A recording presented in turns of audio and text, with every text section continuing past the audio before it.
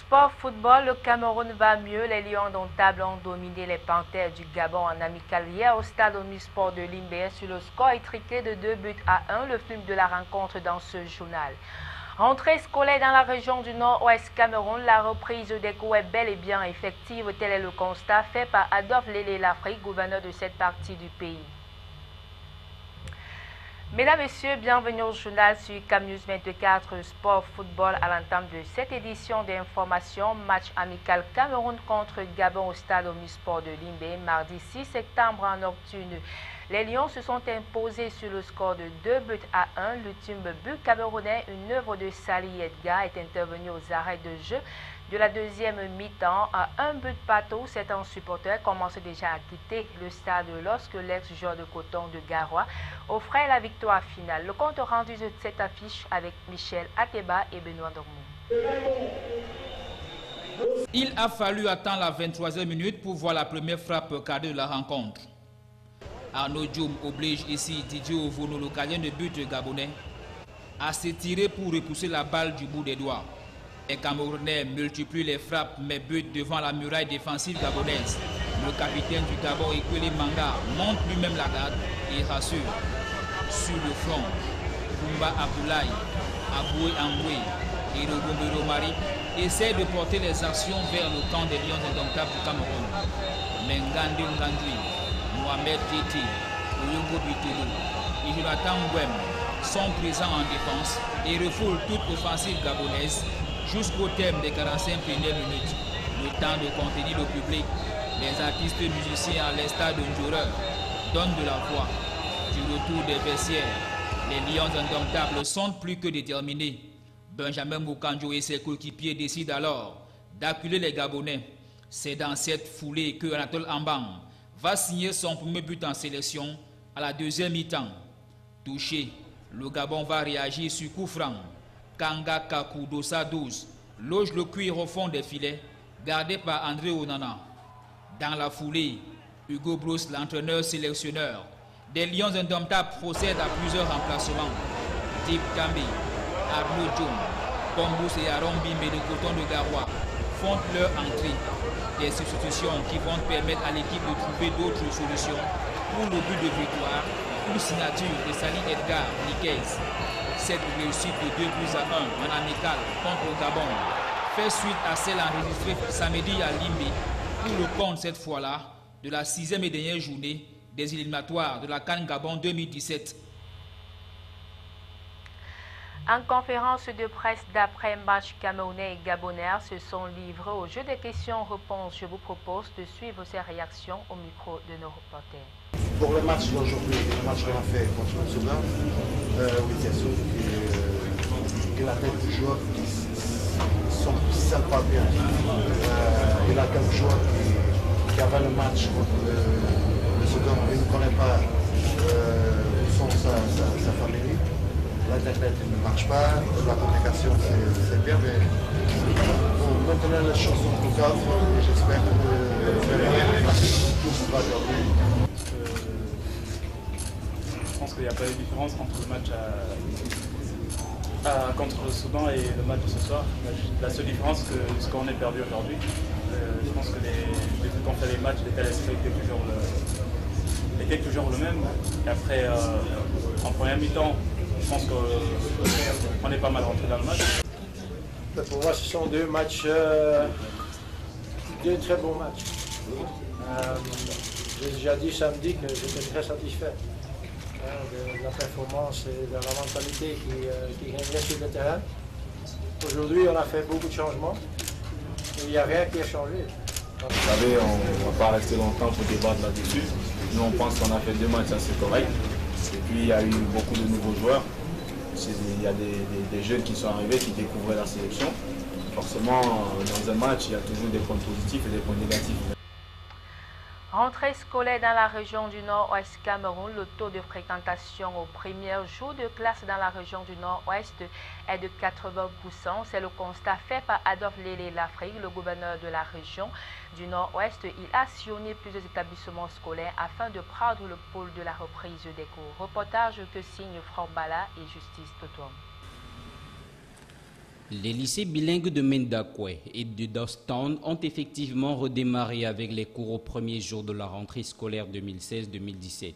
Adolphe Lely-Lafrique, gouverneur du Nord-Ouest, a parcouru les lycées pour échanger avec les élèves et le corps enseignant. Par ailleurs, les inscriptions ne sont pas finies et les parents se bousculent encore devant les bureaux pour faire inscrire leur progéniture. Pour Adolphe Lely-Lafrique, le contrat pédagogique passé entre élèves et enseignants ce premier jour de classe doit améliorer les performances scolaires du Nord-Ouest. Au cours des échanges, le gouverneur a également promis des récompenses aux élèves méritants à la fin de l'année scolaire.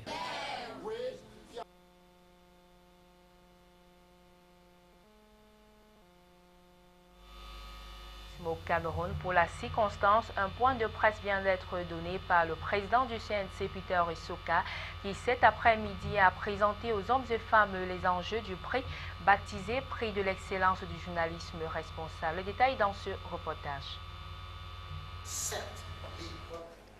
Le Conseil national de la communication entend désormais accompagner et encourager les performances des journalistes dans l'exercice de leurs fonctions. Nommé Excelcom, c'est le nom que portera la cérémonie annuelle des Awards qui va valoriser l'excellence journalistique. Cette initiative vise à favoriser l'émulation et la saine compétition chez les hommes et femmes des médias, prôner l'éthique et la déontologie professionnelle.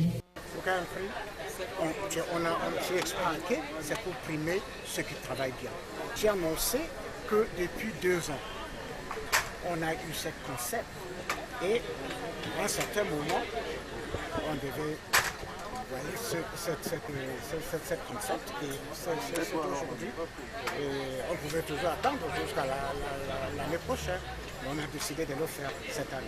Il convient de mentionner comme critère sélectif que le sort des champions sera détenu par le grand public qui, dans sa posture de consommateur régulier du travail abattu par les personnes en charge de la presse, votera le meilleur travail. Par la suite, ces votes passeront au crible du tableau des organes et professionnels déjà sanctionnés par le CNC et enfin, le jury se contentera de désigner les grands lauréats des différentes catégories du prix Excelcom.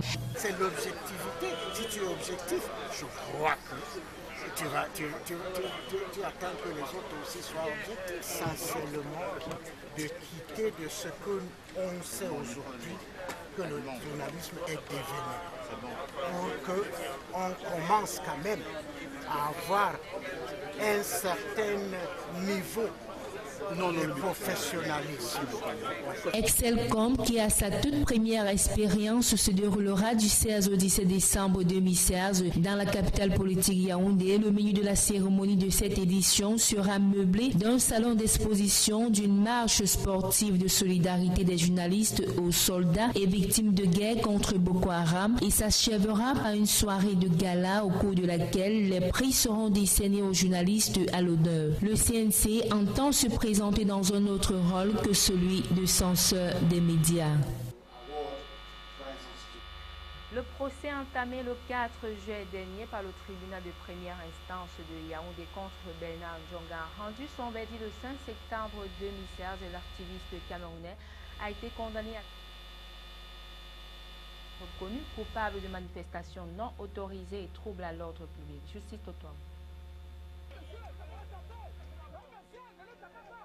Cette scène d'arrestation de Bernard Djonga, filmée par une caméra amateur, remonte au 30 juin dernier au niveau du rond-point Hilton Hôtel de Yaoundé alors qu'il manifestait contre la décision du gouvernement sur la fermeture des marchés de la filière avicole suite à une épidémie de la grippe aviaire. Dès lors, l'homme a fait l'objet des poursuites judiciaires et le procès entamé le 4 juillet dernier par le tribunal de première instance de Yaoundé contre Bernard Djonga et 5 autres de ses comparses a connu son verdict le 5 septembre 2016. Le tribunal les a tous finalement condamnés à une peine de 3 ans d'emprisonnement avec sursis. Ils ont été reconnus coupables de manifestations non autorisées et troubles à l'ordre public. Lors de la première audience, les inculpés avaient tous plaidé non coupables des faits qui leur étaient reprochés et avaient alors fait appel à leurs avocats pour défendre leur cause. L'activiste Bernard Djonga n'est pas sa première condamnation. Il avait déjà été condamné en mai 2009 par le même tribunal pour manifestation non déclarée sur la voie publique et avait écopé d'une peine de 2 mois d'emprisonnement avec sursis. À cette époque, les membres de l'Association citoyenne de défense des intérêts citoyens avaient entrepris une marche de protestation devant le ministère de l'Agriculture et du Développement rural. Leur protestation portait sur la corruption et le détournement des biens publics qui auraient cours dans ce ministère. Il s'agissait notamment des tracteurs offerts par la coopération indienne au gouvernement camerounais. Entreprise fictive de gardiennage, le gouvernement camerounais siffle la fin de la récréation à compter du 16 septembre prochain. Seules 9 sociétés agréées seront autorisées à exercer. Cette résolution est la conséquence d'une réunion de sensibilisation des responsables des sociétés privées de gardiennage qui s'est récemment tenue à Yaoundé et qui a regroupé les opérateurs de ce secteur, appuyés par Jules Ndorène-Ndongo, ministre délégué auprès du ministre de l'Administration territoriale et de la décentralisation, chargé des collectivités territoriales. Le point avec Colombe Catal. On compte au Cameroun seulement 9 sociétés de gardiennage conformes aux exigences de la loi. Le temps est venu pour le gouvernement camerounais de séparer le blé de la mauvaise herbe. À compter du 16 septembre prochain, seules celles ayant un agrément signé par le président de la République seront autorisées à poursuivre leur activité. Cette résolution est la conséquence d'une réunion de sensibilisation des responsables des sociétés privées de gardiennage qui s'est tenue à Yaoundé et qui a regroupé les opérateurs de ces secteurs. Cette mesure restrictive a donc été appuyée par Jules Ndorène-Ndongo, ministre délégué auprès du ministre de l'Administration territoriale et de la décentralisation, chargé des collectivités territoriales. Le Cameroun, en effet, connaît depuis quelques décennies une recrudescence d'entreprises spécialisées dans le gardiennage. Dans un contexte où la précarité de l'emploi devient notoire, ces structures se trouvent être une aubaine. Conscient de cette réalité, l'État camerounais fait montre de tolérance vis-à-vis de plusieurs sociétés de gardiennage exerçant dans l'irrégularité. Une latitude malheureusement qui semble servir de support aux structures fictives de ces secteurs. Pour certains promoteurs concernés, cependant, la faute de cette irrégularité revient aux lenteurs observées au sein de l'administration. Certains disent avoir fourni à la commission toutes les pièces et la caution nécessaire. Dans ce regard croisé, les responsabilités des uns et des autres sont bien connues. Pour le reste, sont comptées au rang des sociétés agréées Panther Security, Vigil Cam Security, Africa Omni Business SAR, Weekend Note, Africa Security, Safety Content Security, Société Camerounaise de Sécurité SAR, Esoka Security et enfin DAC Security. Mesdames, Messieurs, c'est sur ce que nous mettons un terme à cette édition d'information sur CAMNews 24. Merci de votre fidélité.